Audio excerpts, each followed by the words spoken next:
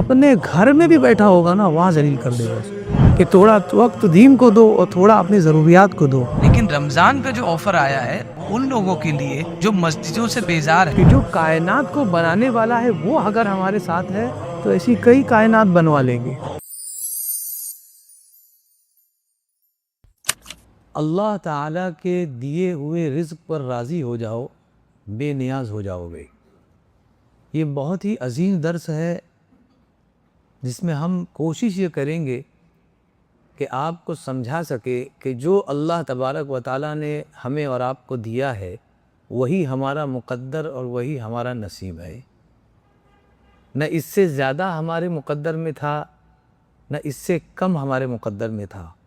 اللہ تبارک و تعالیٰ جب تولتا ہے تو بہترین تولتا ہے، اس کے دینے میں کوئی کمی نہیں ہے، اور جب وہ لے لے تو یہ بھی کمی نہیں شمار کی جاتی بلکہ یہ بھی نعمت ہے۔ اور بندہ اللہ کے لے لینے کو جب نعمت شمار کرنے لگتا ہے تب وہ رضا کی منزل میں آ جاتا ہے۔ اللہ تبارک و تعالیٰ ارشاد فرماتا ہے وَلَوْ أَنَّهُمْ رَضُوا مَا آتَاهُمُ اللَّهُ وَرَسُولُهُ، اور اگر وہ راضی ہو گئے اس پر جو اللہ تبارک و تعالیٰ نے اور اس کے رسول نے انہیں عطا فرمایا، وَقَالُوا، اور وہ یہ کہتے حسبنا اللہ کہ اللہ ہمیں کافی ہے، سَيُؤْتِينَ اللَّهُ مِن فَضْلِهِ وَرَسُولُهُ، تو ان قریب اللہ اور اس کا رسول اپنے فضل سے، اللہ تبارک و تعالیٰ اپنے فضل سے اور اس کے رسول ہمیں عطا کریں گے۔ اِنَّا إِلَى اللَّهِ رَاغِبُونَ، بے شک ہمیں رغبت اللہ ہی کی جانب ہے۔ اس آیت کریمہ میں اللہ تبارک و تعالیٰ نے ارشاد فرمایا کہ جن لوگوں کو مال غنیمت دیا جا رہا ہے، جتنا دیا جا رہا ہے اس پر اگر وہ راضی ہو جائیں تو اللہ اور اس کے رسول ان سے انہیں اور بھی زیادہ دیں گے۔ اور آیت کریمہ میں دیکھیے سب سے اہم بات یہ ہے کہ اللہ نے فرمایا خود ما آتا ہم اللہ و رسول، جو اللہ اس کے رسول عطا فرمائیں، کہ یہاں خود اللہ تبارک و تعالیٰ نے بتا دیا کہ میں بھی دیتا ہوں لیکن اپنے نبی کے ذریعے۔ تو جو دیتا ہے اس سے مانگنے میں کوئی شرم نہیں ہونی چاہیے۔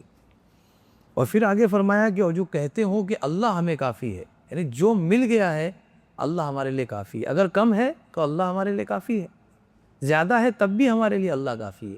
اگر اللہ تبارک و تعالیٰ کی ذات ہمارے پاس ہے تو ہمیں اب کسی چیز کی کمی نہیں ہے۔ کافی کا مطلب کیا ہے؟ کہ ہمیں کافی ہے، اب کسی چیز کی کوئی کمی نہیں ہے۔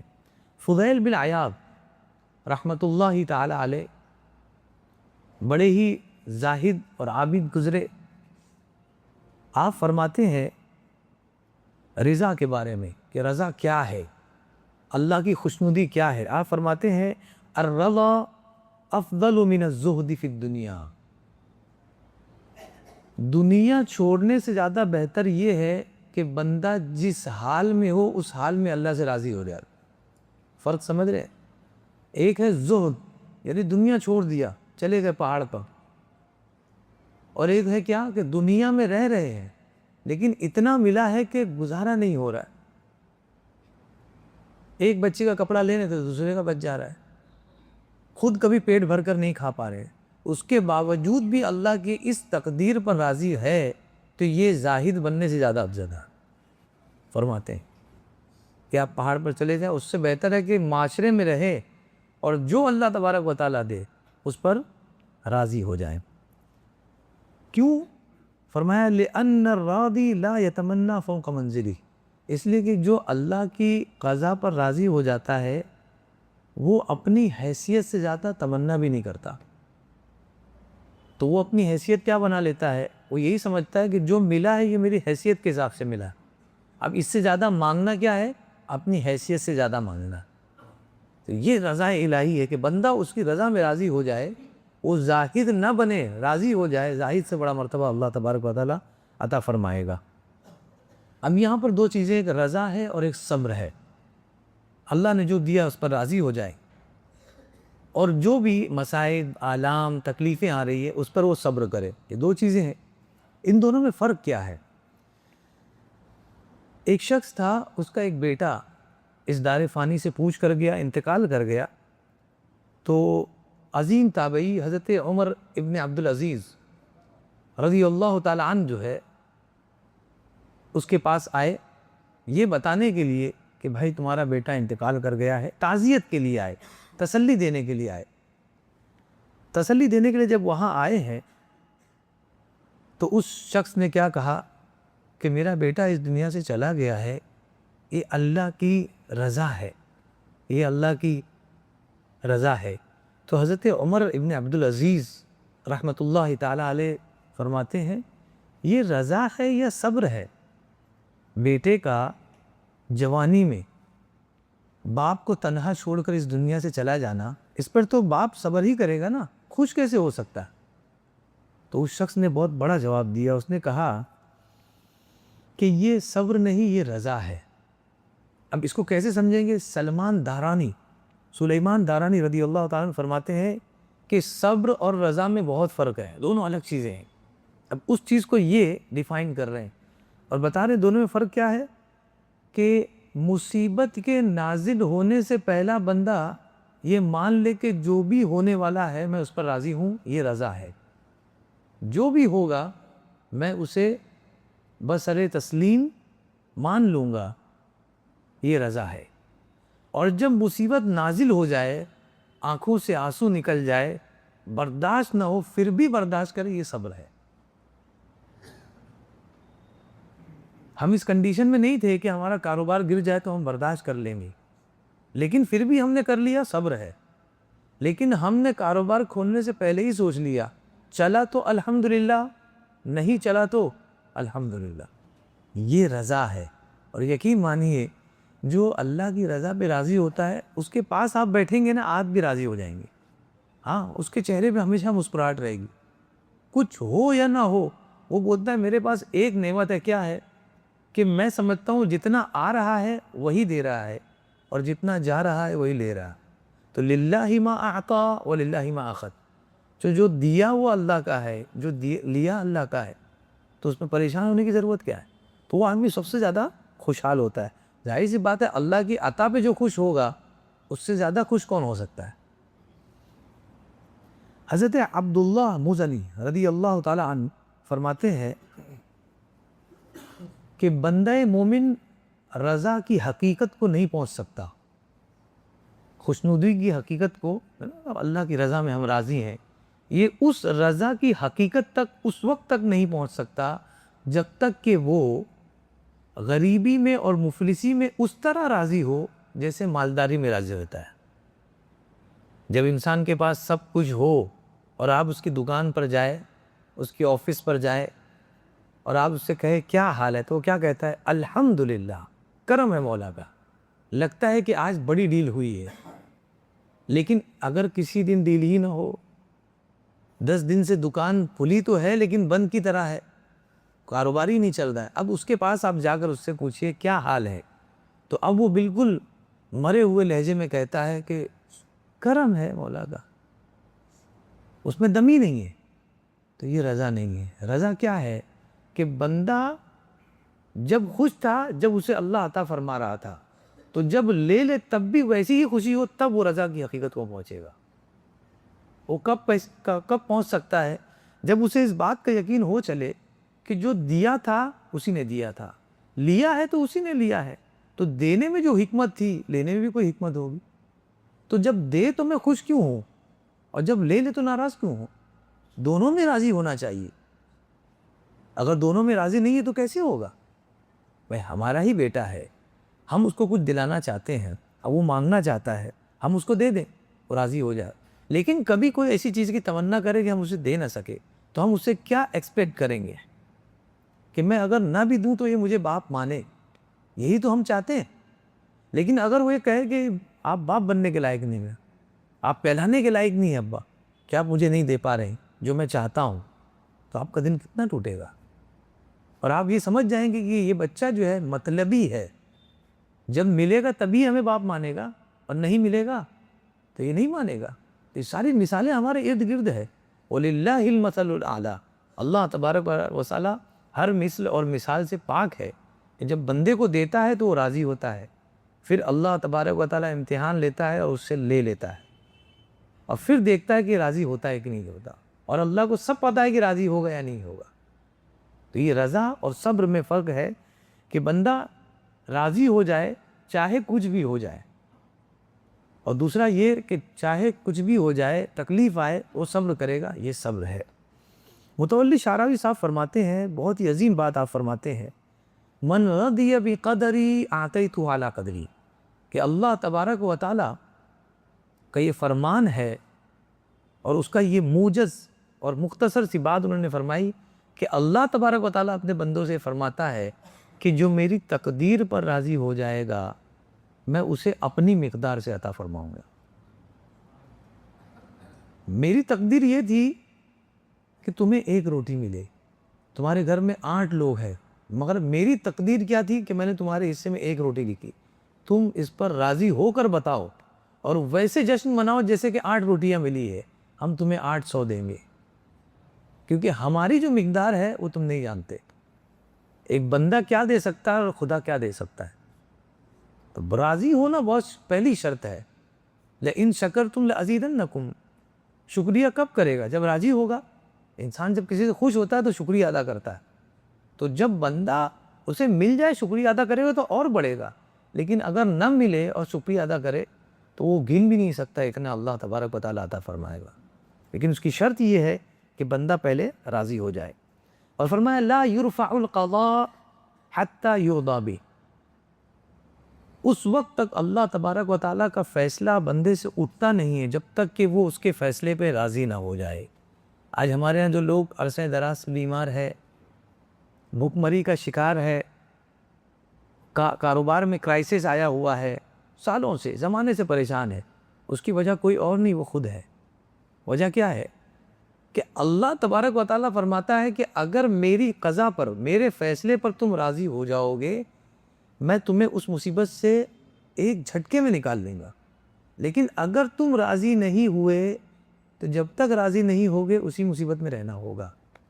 تو جتنے بھی ایک مصیبت میں ہمیشہ سے پڑے ہیں اس کی وجہ کیا ہے؟ کہ وہ ابھی رضا کی منزل تک نہیں پہنچ پائے ہیں۔ وہ جس دن پہنچ جائیں گے اللہ تبارک و تعالیٰ کے لیے کوئی بعید نہیں ہے، کوئی بعید ہے ہی نہیں، وہ دشمنوں کے نرغے سے نکال لے گا۔ ہم سوچتے ہیں کہ مشکل سے نکلنا محال ہے، جب بات محال کی آئے تو اللہ تبارک و تعالیٰ کو یاد کرو اور کہو لا حول ولا قوت الا باللہ، کوئی طاقت اور کوئی قوت نہیں ہے سوائے اللہ کے، اللہ تبارک و تعالیٰ کی مدد پہنچے گی۔ کوئی کر بھی نہیں سکتا ہے مدد اللہ کے سوا۔ ایک اندھا شخص ہے، راستے میں کھڑا ہے اور لوگوں کے لیے دعا مانگ رہا ہے۔ دیکھیے اللہ تبارک و تعالیٰ بہت کچھ لیتا ہے نا، تو اتنا دے دیتا ہے کہ لوگ اش اش کرتے ہیں۔ اندھا انسان ہے اور لوگوں کے لیے دعا کر رہا ہے کہ اللہ تبارک و تعالیٰ تمہیں مال و دولت دے، اللہ تمہیں اولاد دے، اللہ تمہارے نصیب کو اچھا بنائے، یہ دعا کر رہا ہے۔ لوگوں نے اس سے کہا کہ یار اتنی لوگوں کے لیے دعا کرتے ہو، ایک دعا خود کے لیے بھی کر لو، اور دعا کیا ہوگی کہ اللہ مجھے آنکھ عطا فرما، یہ دعا کر لو۔ اس نابینا انسان کا جواب دیکھو، رضا بھرا جواب۔ اس نے کہا کہ جناب میں اللہ تبارک و تعالیٰ کے فیصلے پر اپنی آنکھ سے زیادہ راضی ہوں، میں اپنی آنکھ سے زیادہ اللہ کے فیصلے پر راضی ہوں۔ اس نے نہیں دیا، یہی تو مجھے خوشی ہے کہ نہیں دیا، کیونکہ مجھے پتا ہے نہ کوئی دے سکتا ہے اس کے علاوہ، نہ کوئی لے سکتا ہے اس کے علاوہ۔ تو جب اس نے لیا ہے تو میں راضی ہوں۔ میں دعائیں آپ کے لیے کر رہا ہوں، اور میں اپنے لیے اس لیے نہیں کر رہا ہوں کہ میں اس پر راضی ہوں۔ اور جب بندہ راضی ہو جائے، کب آپ سوچیے اس کو آنکھ تو نہیں تھی، لیکن باتیں ایسی کر رہا ہے جیسے اس کو 4 آنکھیں ہو۔ تو اللہ تبارک و تعالیٰ آپ سے بصارت تو لے لیتا ہے، لیکن اگر اس پر راضی ہو جاؤ تو بصیرت دے دیتا ہے۔ پھر آپ کی باتیں لوگوں کے دلوں پہ لگتی ہے، اور پھر جو بات آپ کرتے ہیں لوگ اس سے اللہ والے بن جاتے ہیں۔ تو کبھی کسی اللہ والے کو مصیبت میں دیکھیں سالوں سے، تو یہ نہ سمجھے کہ کتنا محروم انسان ہے، بلکہ یہ سمجھے کہ یہ اس مصیبت پر راضی ہے۔ امام ہوئینی، مجھے ایک واقعہ یاد آ گیا، یہ امام کعبہ تھے اپنے دور میں، امام غزالی کے استاد ہیں۔ ان کو ایک مرض تھا کہ فٹ آتی تھی ان کو، اتنے بڑے امام تھے۔ امام غزالی کو جس نے پڑھایا ہو، کتنا بڑا امام ہو، ایک فٹ آتی تھی، ان کو تکلیف ہوتی تھی کہ جان نکل جاتی تھی. تو لوگوں نے کہا حضور یہ آج پہلی مرتبہ ہمیں پتہ چلا کہ آپ کو یہ بیماری ہے اور مسئلہ ہے. تو کہا کہ نہیں، یہ تو زمانے سے عرصے سے مجھ کو یہ بیماری ہوتی ہے، اس کا کوئی علاج. بولے یہی تو ہے جو مجھے اللہ سے قریب کرتی ہے اور میں اس بیماری پر راضی ہوں. وہ یہ نہیں سمجھ رہے کہ اس کا علاج نہیں ہے، مگر وہ راضی ہے. اس ایک بیماری پر راضی ہونے پر اللہ نے کیا کر دیا، ان کی دعاؤں میں اتنا اثر دیا ہے کہ بہت سارے لوگ ارد گرد ان کی دعاؤں سے شفا یاب ہے. ان کی دعاؤں سے تو شفا یاب ہے. لوگ کہتے ہیں نا کہ تم حضرت علی کو مشکل کشا مانتے ہو اور علی کی زندگی کو دیکھو تو وہاں پر 4 دن فاقے ہو رہے ہیں. میں نے کہا کہ علی اس فاقوں پر اتنا راضی ہو گئے کہ اللہ تبارک و تعالیٰ نے ان کے نام پر دینا شروع کر دیا کہ تم ہمارے فاقے پہ راضی ہو، اب تمہارے ماننے والا آئے گا تو ہم اسے فاقہ کرنے نہیں دیں گے. تو جو دینے والے ہیں تم ان کے بارے میں مت سوچو کہ یار یہ دعا، یہ مجھے دوا دے رہا ہے کہ میرے بال آ جائے، لیکن آپ ہمیشہ وہی دیکھ رہے ہیں کہ ان کے خود کے تو بال ہے ہی نہیں. آپ یہ مت سوچو، آپ یہ سوچو کہ اس کو جو اللہ نے دیا وہ تمہیں دے رہا ہے. اس کو محروم رکھا کیا بات ہے؟ اس کی محرومی کیا ہے کہ وہ اس پر راضی ہے. اس پر راضی ہونے کی وجہ سے اللہ تبارک و تعالیٰ نے اس کو عطا کیا.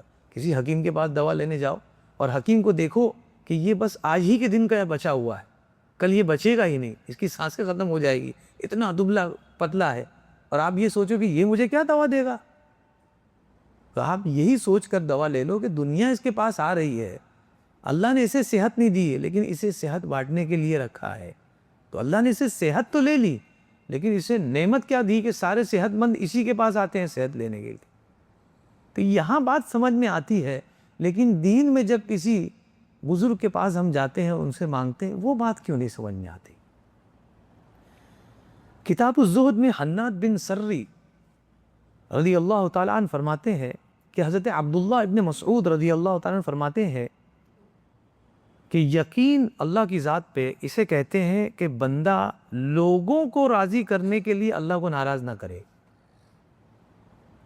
لوگوں کو راضی کرنے کے لیے اللہ کو ناراض نہ کرے، اور جو اللہ تبارک و تعالیٰ نے اسے نہیں دیا ہے اس پر لوگوں کو ملامت نہ کرے. یار مجھے یہ کیوں نہیں ملا، میں تو اس قابل ہوں، میرے پاس تو اتنا کوالیفیکیشن ہے، مجھے جاب کیوں نہیں مل رہا ہے. اس پر راضی ہو جائے کہ اتنے سب کچھ ہونے کے باوجود بھی اگر مجھ کو نہیں مل رہا ہے تو اللہ تبارک و تعالیٰ کا رزق ہے. اس لیے کہ کوئی بھی بندہ لالچ کر کے رزق حاصل نہیں کر سکتا. طمع کر کے وہ چاہے کہ رزق کو کھینچ لے گا، یہ کبھی نہیں ہو سکتا. آپ کو اگر رزق چاہیے تو آپ ذرا سوچیے رزق کیوں چاہیے، تاکہ آپ خوش ہو جائے. تو آپ ذرا غور تو کریے کہ خوشی رزق میں ہے کہ نہیں ہے. اگر آپ سمجھتے ہو کہ خوشی رزق میں ہے تو اتنے بڑے بڑے مالدار ہیں وہ خودکشی کیوں کر رہے ہیں؟ اتنے بڑے بڑے مالدار ہیں، ان کے پاس بیٹھو تو ہم غمگین کیوں ہو جا رہے ہیں؟ وجہ کیا ہے کہ انہوں نے، ان کی غلط فہمی یہ تھی، وہ سمجھا کہ رزق میں ہی خوشی ہے تو انہوں نے رزق حاصل کر لیا. بعد میں پتہ چلا کہ خوشی اس بات میں ہے کہ جو اللہ نے دیا اس پر راضی ہو جائے. اس بات میں اصل میں خوشی تھی. آپ تھوڑی دیر کے لیے آپ ذرا سوچئے کہ میرے پاس گاڑی نہیں ہے، یا میرے پاس بال نہیں ہے، میرے بال نہیں اگ رہے ہیں، یا کسی بھی کوئی کمی جو آپ کے اندر ہے اس کو سوچے کہ میرے پاس نہیں ہے، آپ پریشان ہو جائیں گے. لیکن آپ تھوڑی دیر کے لیے سوچو جو دیا ہے اللہ نے بہت ہے، کسی سے کم نہیں ہے، آپ خوشحال ہو گئے. تو یہاں پیسے کا کیا لینا دینا ہے؟ سارا کچھ تو آپ کی سوچ سے ہی بندھا ہوا ہے. پورا ڈیپینڈ آپ کی سوچ پر ہے. جیسا آپ سوچتے ہیں ویسے ہی ہو جاتا ہے. اور اللہ تبارک و تعالیٰ نے کیا فرمایا؟ انا عند ظن عبدی بی، میں اپنے بندے کے گمان کے مطابق اس کے لیے کام کرتا ہوں. بندہ سوچتا ہے کہ میں خوش ہوں تو اس کو میں خوش کر دیتا ہوں، اور اگر وہ سوچتا ہے کہ نہیں میں تو سب سے بڑا محروم ہوں، میں کہیں منہ دکھانے کے لائق نہیں ہوں، تو یقیناً پھر وہ منہ چھپاتا کرتا رہتا ہے. تو جو اپنے نصیب پر ناراض ہوگا وہ جب تک زندگی گزارے گا بد نصیب ہو کر زندگی گزارے گا. جائے گا اس دنیا سے تو بد نصیب ہو کر جائے گا. جو اپنے منصب، اپنے مقام سے ناراض ہوگا کہ میں اس سے راضی نہیں ہوں، مجھے اور بڑا مقام ملنا چاہیے، تو یقین مانیے وہ ہمیشہ بے روزگار رہے گا. زندہ بھی رہے گا تو بے روزگار رہے گا، اس دنیا سے بھی جائے گا تو بے روزگار رہے گا. اس لیے کام ضرور ڈھونڈیے، لیکن یہ مت سوچیے یہ کام میرے لائق نہیں. اپنا لائق کام ڈھونڈے، لیکن اگر بار بار ایک ہی کام آپ کے پاس آ رہا ہے تو سمجھ جائیں کہ یہی کام کے لیے میں بنا ہوں، اس کے بعد کوشش کرتے رہیں۔ اللہ تبارک و تعالیٰ کو دینا ہوگا تو یقین مانیے گھر میں بیٹھے ہیں اور آفر آئے گا، اور اگر نہیں دینا ہوگا تو پلیسمنٹ کے چکر لگا لگا کے چپلیں گھس جائے گی، لیکن نہیں مل پائے گا جو آپ چاہتے ہیں، اور آپ پریشان بھی ہوں گے۔ وجہ کیا تھی؟ کیونکہ آپ نے اپنی خواہش کو اللہ تبارک و تعالیٰ کی رضا پر ترجیح دے دی، اس لیے آپ پریشان ہیں۔ بس آپ راضی ہو جاؤ کہ مالک اگر تیری مرضی ہے تو سارے کوالیفیکیشن کچرے میں، تو نے رکھا ہے میں یہی کروں گا۔ اب یقین مانی دوسرے دن آپ کو آفر آئے گا، دوسرے دن خوشخبری آئے گی کہ آپ کے لیے نیا کام آیا ہے۔ بس شرط یہ کہ بندہ اس پہ راضی ہو جائے جو کم لگتا ہے، اصل میں وہ کم نہیں ہے، اللہ تبارک و تعالیٰ تمہیں خوش کرنے کے لیے وہ بناتا ہے۔ تو اللہ تبارک و تعالیٰ کی سب سے بڑی سزا بندے کے لیے یہی ہے کہ جو اسے دے رہا ہے وہ اس پہ راضی نہیں ہے۔ اور کیسا راضی نہیں ہے پتہ ہے؟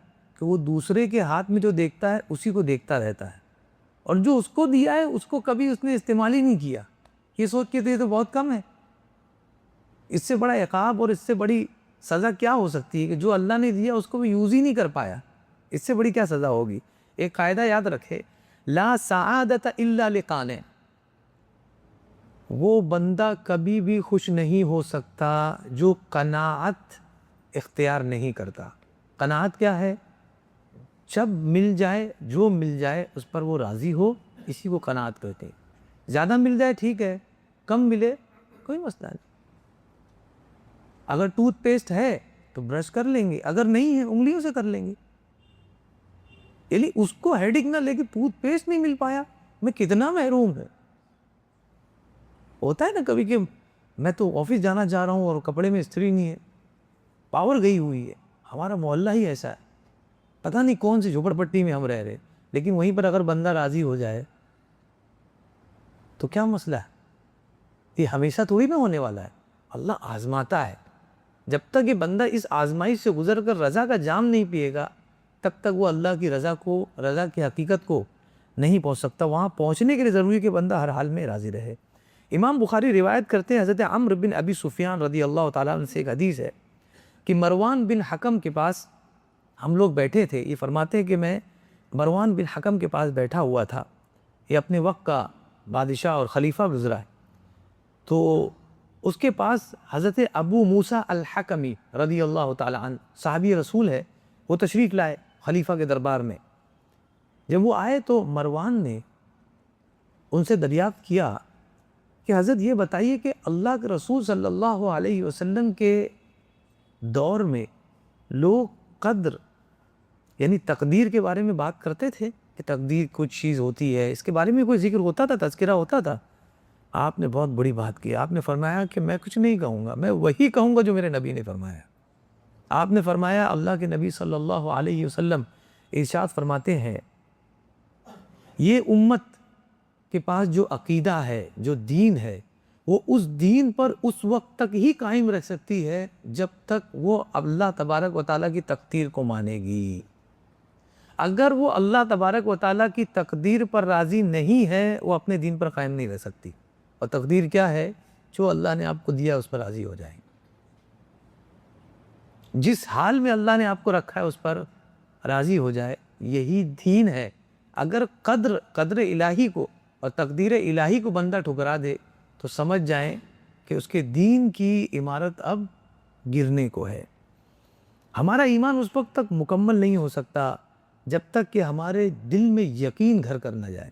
اگر یقین نہیں ہے تو ہمیشہ ہم یہ سوچیں گے جو چیز مجھ سے چھوٹ گئی ہے اصل میں میرے لیے تھی، کیسے چھوٹ گئی؟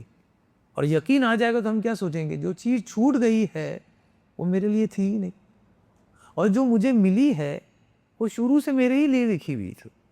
تو بڑے لوگ ہیں وہ لوگ جو کہتے ہیں نا کہ میری قسمت میں لکھا ہے تو ملے گا، اور نہیں لکھا ہے تو نہیں ملے گا۔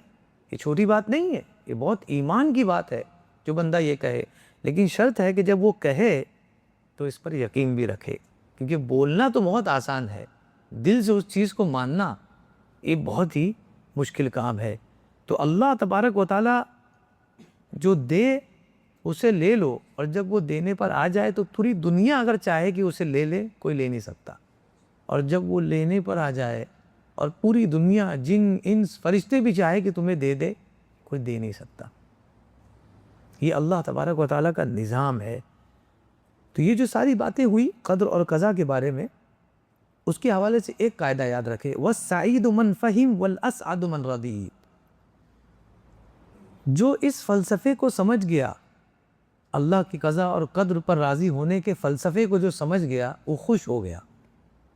سمجھ گئے نا ہم لوگ، تو خوش ہیں ہم. لیکن جو شخص اس کو سمجھنے کے ساتھ ساتھ راضی نہیں ہو گیا، وہ سب سے زیادہ خوش ہے. کیونکہ سمجھنا تو بہت آسان ہے، ارکان اسلام ہم نے سمجھ لیے لیکن عمل نہیں ہے. کیوں؟ کیونکہ ہم نے سمجھا ہے، مانا نہیں. جس دن مان لیے تو ہر نماز ہمارے لیے کیا ہے؟ جان سے زیادہ قریب ہوگی، جان سے زیادہ اہم ہوگی. تو پڑھنا الگ بات ہے، سمجھنا الگ بات ہے، اور اس چیز کو مان لینا یہ بہت الگ بات ہے. حکیم بن حزام رسول اللہ صلی اللہ علیہ وسلم کی بارگاہ میں حاضر ہوتے ہیں اور کچھ مانگتے ہیں. آپ فرماتے ہیں میں نے ایک چیز مانگی، اللہ کے رسول صلی اللہ علیہ وسلم نے عطا فرما دی. کچھ دیر بعد میں نے اور ایک چیز مانگی، اللہ کے رسول صلی اللہ علیہ وسلم نے مجھے عطا فرما دی.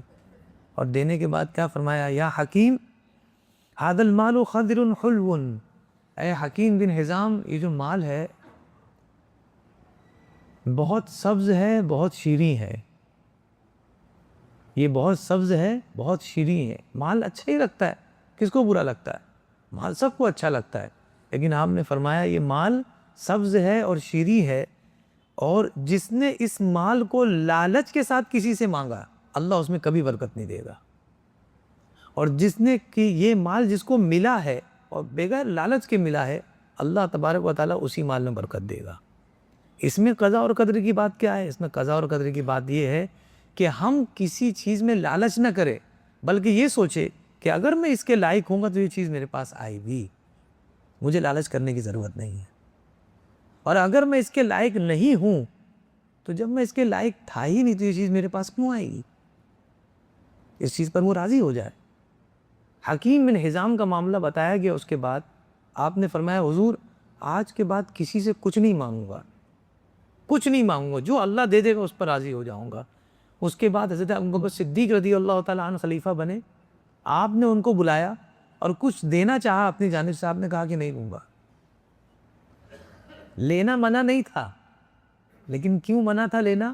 کہ اگر آپ لے رہے ہیں اور لالچ سے لے رہے ہیں، اور جس سے مانگ رہے ہیں وہ دینا نہیں چاہ رہا لیکن آپ اس سے مانگ رہے ہیں، آپ کو پتا ہے کہ جس سے میں مانگوں گا وہ پریشان ہو جائے گا، لیکن پھر بھی آپ مانگ رہے ہیں، تو یہ مانگنا منع ہے.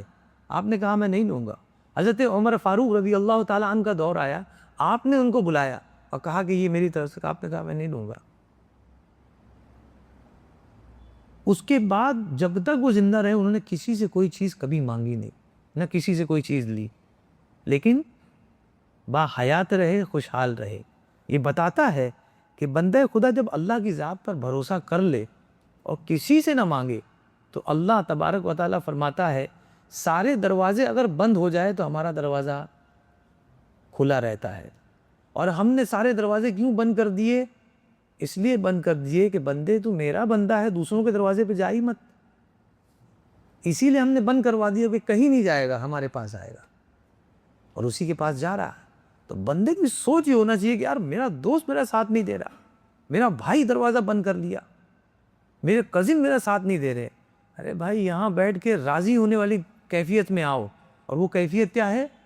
کہ اصل میں انہوں نے بند نہیں کیا ہے، مالک نے بند کروایا ہے، اس لیے کہ میرا بندہ دوسروں کے در پر نہ جائے، میرے در پر آئے. عزت کی لاج رکھ لی تو بندہ سوچ کیسی ہوگی بندے کی. اللہ کے رسول صلی اللہ علیہ وسلم فرماتے ہیں من اصبح معافا فی بدنی، جسے بدن میں کوئی بھی مصیبت لاحق نہیں ہے، کوئی مرض نہیں ہے، صحت مند ہے، وآمنا فی سربی، اپنے گھر میں ہے، کسی کا قرضہ نہیں ہے، کوئی آگے چلانے والا نہیں ہے، کسی دشمن کا ڈر نہیں ہے. دو چیز، صحت مند ہے، گھر میں بیٹھا ہے، مامون اور محفوظ ہے، کسی کا ڈر نہیں ہے، وَعِندَهُ قُوتُ يَوْمِ، اور اس کے پاس صرف ایک دن کا کھانا ہے، اگلے دن کا نہیں، صرف ایک دن کا کھانا ہے. حضور اقدس صلی اللہ علیہ وسلم فرماتے ہیں کہ جس کا بدن صحت مند ہے، جس کا گھر محفوظ ہے، اور جس کے پاس ایک دن کا کھانا ہے، فرماتے ہیں فَكَأَنَّمَا حِيزَتْ لَهُ الدُّنْيَا، سمجھ لو کہ یہ پوری دنیا کا مالک ہے۔ حضور اقدس صلی اللہ علیہ وسلم فرماتے ہیں، لیکن ہے ہمارے یہاں یہ سوچ، ایک مہینے کا راشن ہے تو پریشانی یہ ہے کہ 2 مہینے کا ہونا چاہیے تھا۔ اور حضور اقدس صلی اللہ علیہ وسلم نے فرمایا کہ بندے کی سوچ یہ ہونی چاہیے، آج کا کھانا ہے، گھر میں کوئی مانگنے والا کھڑا نہیں ہے، اپنا حصہ، ہم نے کسی کا مال نہیں چھینا، کوئی دشمن نہیں ہے، بیماری سے پاک ہے، تو سمجھ لے کہ آپ کو اللہ تبارک و تعالیٰ نے پوری دنیا آپ کے قدموں میں ڈال دی۔ یہ سوچ اگر بندے کی پیدا ہو جائے تو بتائیے وہ پریشان ہوگا؟ میں یہ نہیں کہہ رہا ہوں، نہ اسلام کہتا ہے کہ آپ سب کچھ چھوڑ کر بیٹھ جائیں، اسلام کہتا ہے کہ آپ لاکھوں کا نہیں کروڑوں کا کاروبار کرنا چاہتے ہیں، بالکل کریں، لیکن آنے والے دنوں کے لیے بھی راضی ہو جائیں کہ کبھی وہ کروڑ روپیوں میں بدل جائے تو آپ پھانسی نہیں لیں گے، بلکہ جس طرح آپ کروڑ پتی ہونے میں راضی تھے، اسی طرح جب روڑ پتی ہو جائیں گے تب بھی اللہ کی رضا میں راضی رہیں گے۔ اللہ تبارک و تعالیٰ کی بارگاہ میں دعا ہے کہ مولا کریم ہر حال میں اس کی قضا پر راضی رہنے والا بنائے، اور جو مال و دولت اللہ تبارک و تعالیٰ نے دی ہے مولا کریم خوشنودی کے ساتھ اس پر راضی رہنے کی توفیق رفیق عطا فرمائے، اور خوش دلی کے ساتھ اس کی بارگاہ میں لٹانے والا بنائے، اور ہمارے رزق حلال میں خوب برکتیں عطا فرمائے، اور جو درس ہو رہا ہے مولا کریم اپنی بارگاہ میں قبول و منظور فرما، اور ہم سب کو کہنے سننے سے زیادہ اس پر عمل کی توفیق رفیق عطا فرما۔ وصلی اللہ تعالی علی خیر خلقہ محمد وعلی آلہ وصحبہ اجمعین برحمتک یا ارحم الراحمین۔